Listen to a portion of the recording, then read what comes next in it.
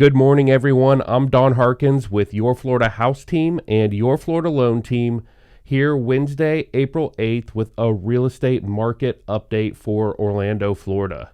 So I want to get right into some numbers for you guys. We have year-over-year numbers on new home listings.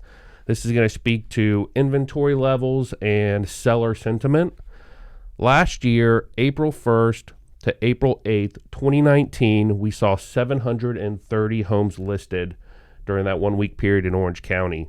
This year, 384 homes listed during the same period, 47.4% year-over-year decrease in number of new listings. So what we know is sellers are sitting on the sidelines. They don't want people in their home as much. That's a substantial drop. It's going to create some pent-up demand when we get on the other side of this, so we're going to see inventory levels spike, certainly as we get probably into the summer and early fall. But for right now, if you are out in the market as a home buyer, understand inventory is going to be decreasing and there's going to be fewer homes for you to choose from. Talking a little bit about buyers that are out in the market right now, we have a 64% decrease in the number of showings day over day. The last data we have was for April 6th, according to Showing Time. So we have about 2/3 of the buyers sitting on the sidelines and about 50% of the sellers sitting on the sidelines right now as a result of COVID-19. What is that doing to pricing? It's putting some downward pressure on pricing. So we typically were expecting to see about 3 to 4% price gains year over year from 2019 to 2020. What we're actually seeing as of this week is a median list price of $289,250 last year and $291,450 this year. So only a 0.75% increase in list price year over year in Orange County. It's a good buying opportunity. Buyers who are in the market today are going to take advantage of low interest rates, and they're going to be able to buy at last year's prices. So even though there's fewer homes to choose from, that's some good news for home buyers. As far as mortgages are concerned, rates have drifted down for 2 weeks in a row now. This week, we're going to be watching the Consumer Price Index on Friday to see what happens and what people are expecting for rates next week. But with low rates and the economy preparing to heat back up, there's a good opportunity for buyers right now to lock in a low rate and a good opportunity for sellers who might be looking to refinance.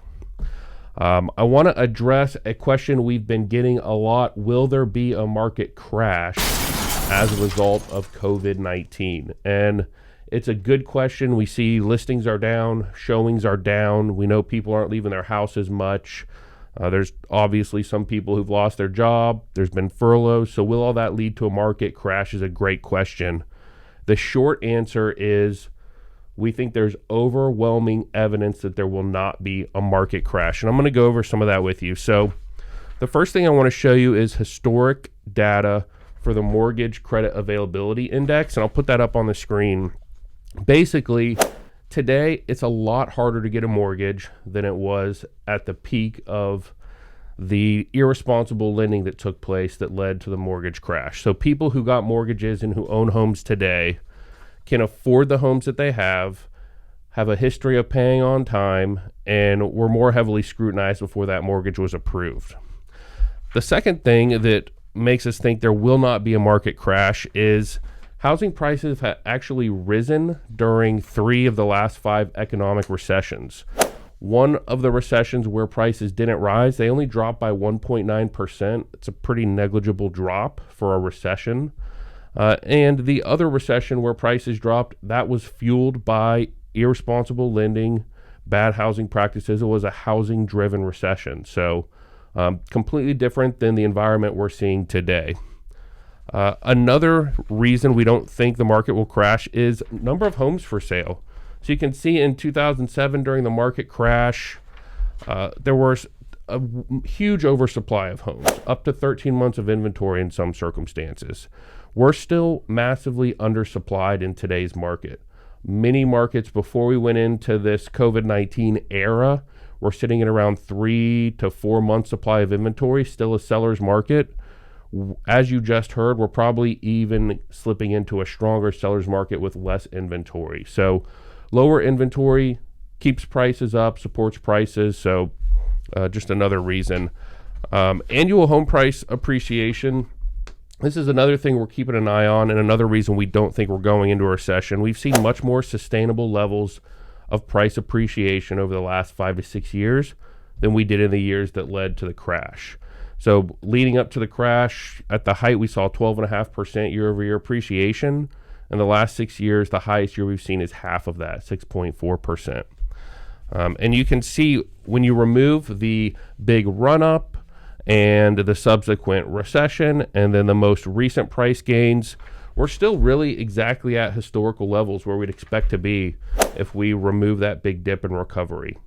And then the number one reason why we're not expecting a housing crash and a big price crash is Americans just have too much equity in their homes to walk away from. So a recent report from Bloomberg and Adam Data showed that 53.8% of all homes in America have at least 50% equity.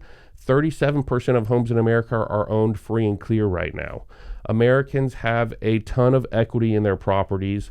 Unlike 2005, 6, 7, when Americans were using their homes as ATMs and pulling out all the equity they had, flipping properties, buying new, had nothing to lose by walking away. Today, Americans have a lot to lose by walking away from their properties and going into foreclosure. So we think those are all good signs, and we think those all support strong housing in spite of the economic recession we're seeing right now.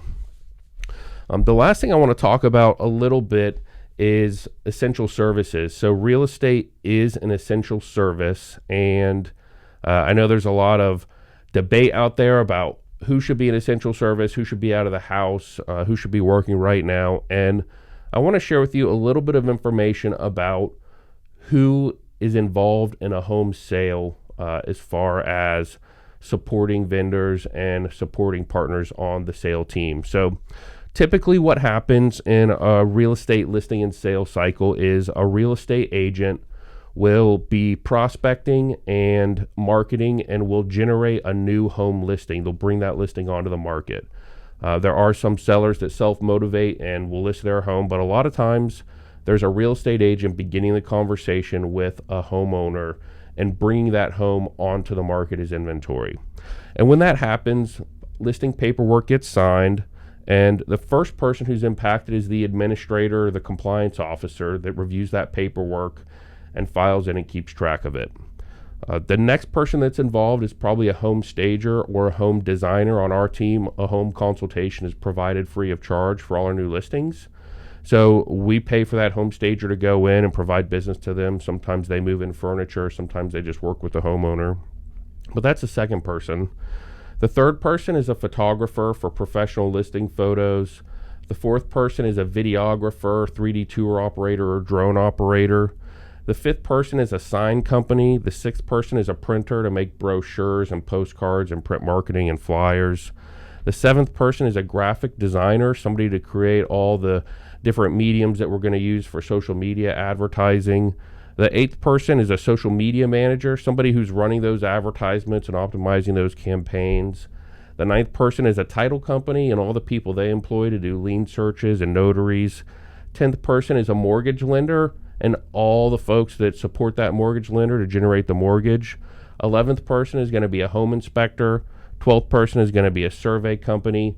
And then the state of Florida income is derived from doc stamps on deeds when homes are sold. So that generates revenue that runs the state budget and supports all of us. So you can see how a real estate agent goes out into the market and generates not only revenue for the state of Florida, but keeps people employed 10, 11, 12 different industries throughout the course of a home sale. So real estate agents that are out there working safely, show them some support and encourage them to continue to stay safe, wear masks, gloves, stay socially distant, and we'll get through this. And it looks like we're starting to see some good news this week. We may be coming down the other side a little bit sooner than expected. So I hope that information is helpful.